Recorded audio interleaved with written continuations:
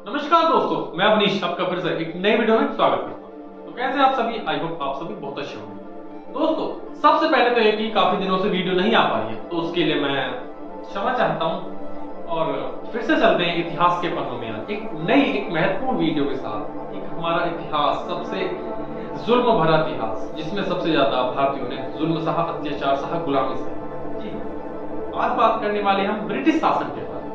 जी हाँ, एक ऐसा शासन जिस शासन ने भारतीयों पर लगभग 250 सालों तक राज किया और उन ब्रिटिशों से लड़ते लड़ते न जाने कितने बूढ़े बच्चे युवाओं ने अपनी जान दी, कितने शहीद हुए।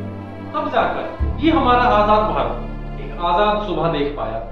और हमारी बदकिस्मत ये कि जो हमारे देश की आजादी के लिए लड़े, वो आजादी की सुबह देखने से पहले ही वीर गति को प्राप्त हुए और शहीद हुए।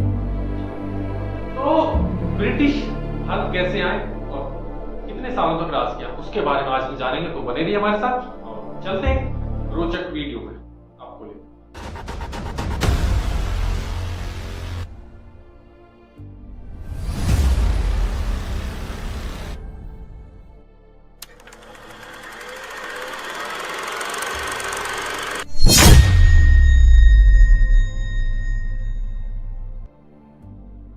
दोस्तों, जब ब्रिटिश भारत आए थे तो उस वक्त भारत में मुगलों का शासन था। जी हाँ, मुख्य रूप से मुगलों का ही शासन था। इस बात में कोई दौरा नहीं है कि मुगल महत्वपूर्ण रूप से यहाँ पर शासन कर रहे थे भारत में। जी हाँ, लेकिन एक तरफ वीर मराठा, वीर राजपूत, वीर सिख, ये सब शक्तिशाली शासन थे, लेकिन मुख्य रूप से मुगलों का ही शासन चल रहा था, मुख्य रूप से जहांगीर का। जी हाँ, तो सवाल ये आता है कि उस समय के मजबूत शासन, मुगल शासन के समय ब्रिटिशों ने अपना अधिकार कैसे जमाया, अपनी नींव कैसे रखी, अपनी जड़ें मजबूत कैसे की, जो 250 सालों तक भारतीयों पर राज किया और मुगल शासन को भी तहस नहस कर दिया। इतिहास से हमें पता चलता है कि 16वीं शताब्दी में भारत जो था वो दुनिया का सबसे संपन्न समृद्ध देश था। यही कारण था कि भारत को सोने की चिड़िया कहा जाता था। क्योंकि और भारत एक कारण ये भी था कि भारत दुनिया का 25% जो उत्पादन था वो अकेले ही कर रहा था।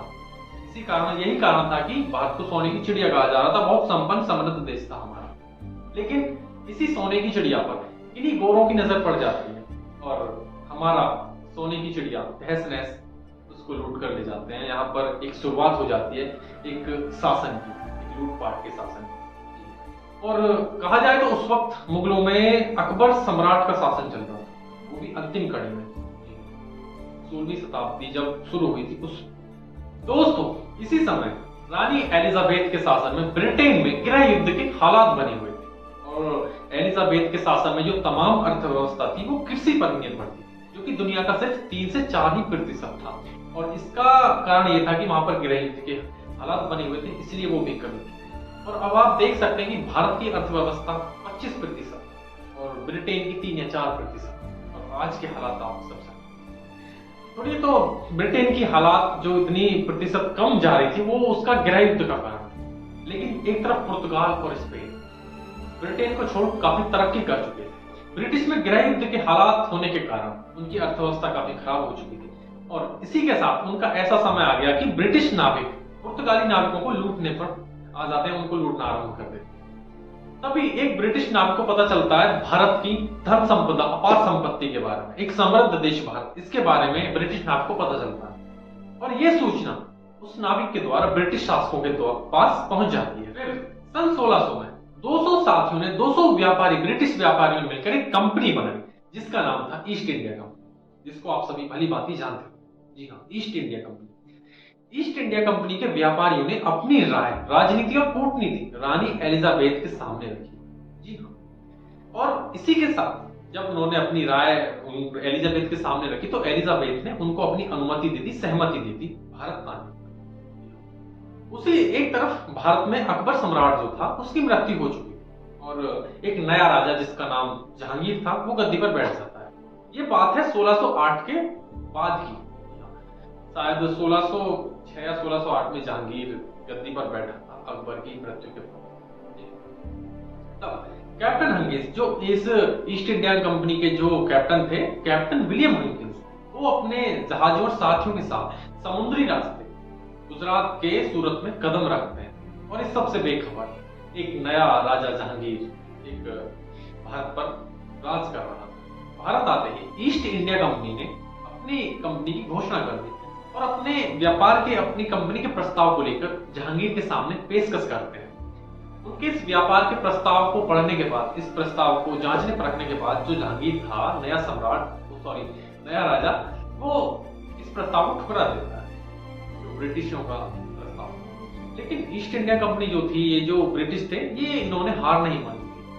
लगातार जहांगीर के दरबार में अपने प्रस्तावों को लेकर नए नए प्रलोभन लेकर देते थे और प्रस्ताव लेकर जाते थे, लेकिन जहांगीर ठुकरा रहा था शुरुआत में तो। लेकिन एक समय वो आता है जब जहांगीर उनके प्रस्ताव पर हस्ताक्षर कर देता है, उनको भारत में व्यापार करने की, अपनी कंपनी लगाने की अनुमति दे देता है और फिर शुरू होता है वह दौर जिसको कभी भुलाया नहीं जा सकता। जहांगीर द्वारा अनुमति मिलने के बाद ईस्ट इंडिया कंपनी ने, मतलब ब्रिटिशों ने, अपनी सबसे पहली कंपनी गुजरात के सूरत में स्थापित। ये प्रश्न काफी बार परीक्षाओं में भी आता है कि ब्रिटिशों द्वारा लगाई गई सबसे पहली कंपनी कहाँ थी? सूरत में।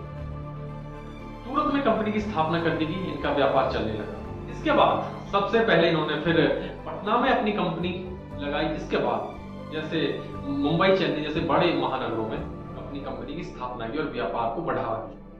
कंपनी की स्थापना जब भारत में है तो हमारे मजदूर, कंपनी के लिए मजदूर भी भारत से ही होंगे, लंदन से थोड़ी ना है, तो भारतीय मजदूरी करने लगते हैं। और ब्रिटिश जो थे वो इस मजदूरी के बदले उनको पैसे दिया करते थे, जो भारतीयों को शुरुआत में काफी अच्छा लगता है और इससे वो काफी प्रभावित भी हो। जैसे जैसे व्यापार बढ़ता गया, भारत में काफी व्यापार फैल गया था, समय काफी हो चुका था, तो ब्रिटिशों के मन में, ईस्ट इंडिया के मन में जो था, वो एक लालच की भावना आहत हो जाती है। भारत पर राज करने का लालच ईस्ट इंडिया के मन में आ जाता है। इसी लालच के तहत ब्रिटिशों ने भारत पर शासन करने की ठानी और 1687 में औरंगजेब के खिलाफ वो जंग छेड़ देते हैं। 1687 में। अब सोचने वाली बात यह है कि कितना समय हो चुका था जब ब्रिटिश भारत आए थे। ईस्ट इंडिया कंपनी जो भारत आई थी, उस वक्त जहांगीर अपने शासन की शुरुआत कर रहा था, अपने शासन की। जी हाँ, उसके बाद उसका बेटा शाहजहां भी आया, उसके बाद ये औरंगजेब आया। तो मतलब काफी समय हो चुका था ब्रिटिशों को भारत में व्यापार करते हुए। इसीलिए उनका जब व्यापार फैल चुका था, उनके मन में शासन की, भारत में शासन राज करने की एक लालच आ जाती। इसके बाद 1687 में वो औरंगजेब के खिलाफ युद्ध, जंग छेड़ देते हैं। इस जंग में ब्रिटिशों को मुंह की खानी पड़ती है, उनको हार का सामना करना। इस हार से अंग्रेजों को एक सबक मिला कि मुगलों को जंग में हराना तो मुश्किल है। फिर अंग्रेजों ने एक कूटनीति अपनाई, जिसको हम आपस में फूट डालना कहते हैं, जो सबसे बड़ी जंग होती है जिसमें सबको हराया जा सकता है। फूट एक बड़ी बेहद खतरनाक चीज। इस युद्ध में हारने के बाद ब्रिटिशों ने औरंगजेब से माफी मांगी, क्योंकि उनको व्यापार करना था और अभी तो शासन की जो लालसा थी, मन में लालच था, वो गया नहीं। इसलिए वो औरंगजेब से माफी मांगते हैं और कुछ जुर्माना भरते हैं जो औरंगजेब ने उनसे दिया होगा। जुर्माना वो भरते हैं और कंपनियों को अपनी व्यापार को चलाने की अनुमति औरंगजेब से ले लेते हैं। फिर दोबारा से सब कुछ पटरी पर चलने लगता है, सब कुछ अच्छा चलने लगता है। फिर एक ऐसा समय आया जब औरंगजेब की भी मृत्यु हो गई।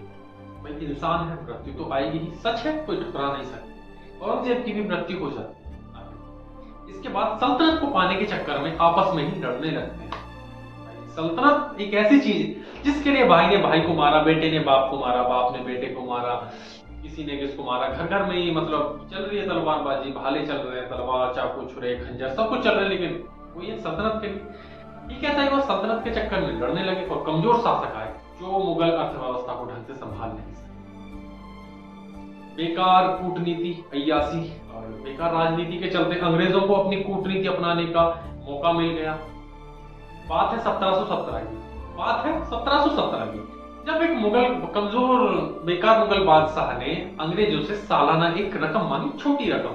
ऐसा ही बताया जाता है कि एक छोटी रकम मांगी सालाना उनको व्यापार करने की, और उनको अनुमति दे दी कि तुम भाई साल भर बिना कर के व्यापार करो। जो कर पहले से आ रहा था उससे भी एक छोटी रकम ले लेता है सालाना, जो एक साथ आ जाए। कोई ऐसे लेगा, मतलब महीने जो भी उस वक्त तारीख चलती होगी तो थोड़े थोड़े आएंगे, लेकिन उसने एक साथ ही ले ली। तो अंग्रेजों ने छोटी रकम भी होगी, भाई हम एक साथ नहीं दे सकते, उन्होंने अपनी कूटनीति अपनाई।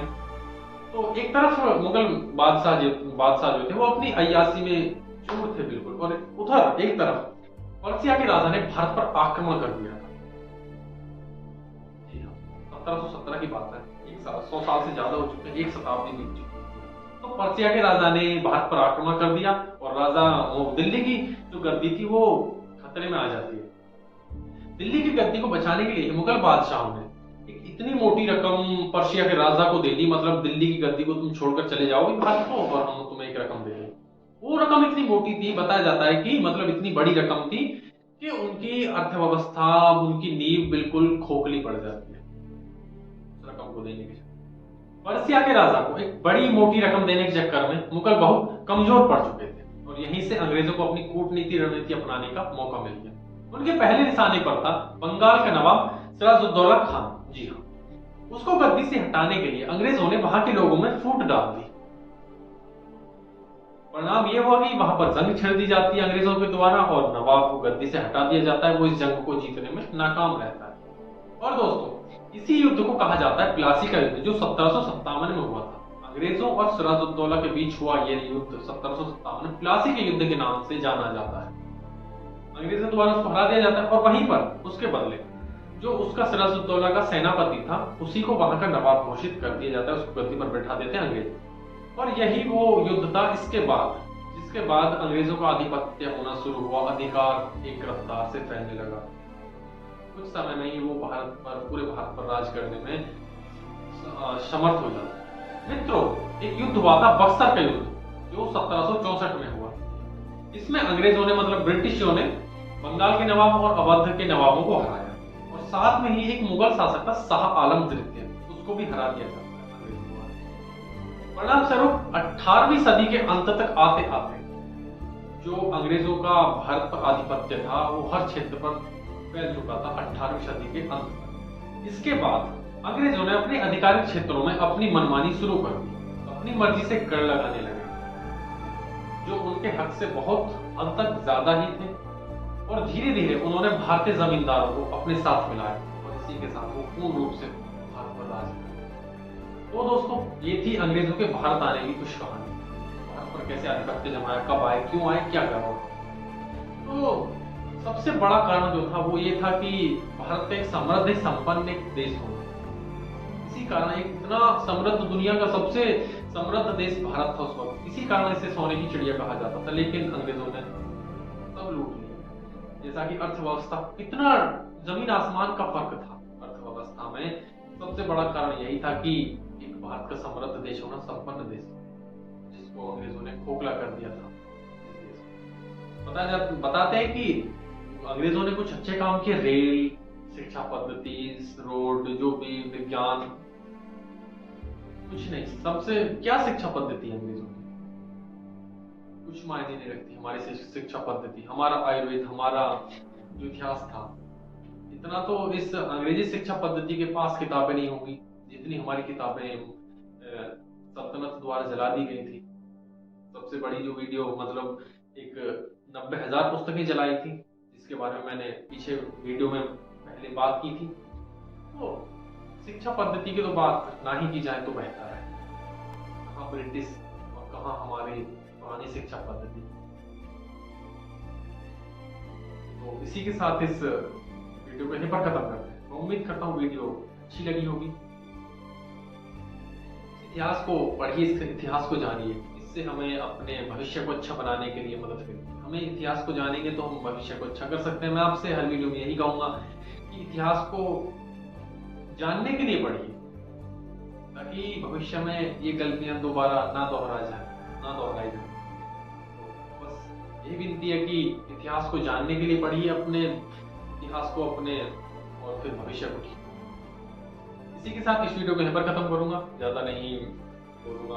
तो वीडियो अच्छी लगी तो लाइक करें और शेयर कर दें और चैनल को सब्सक्राइब भी कर दें, ताकि और बेल आइकन बजा दें ताकि नोटिफिकेशन मिलता रहे सबसे पहले। इसी के साथ जय हिंद, इंकलाब जिंदाबाद।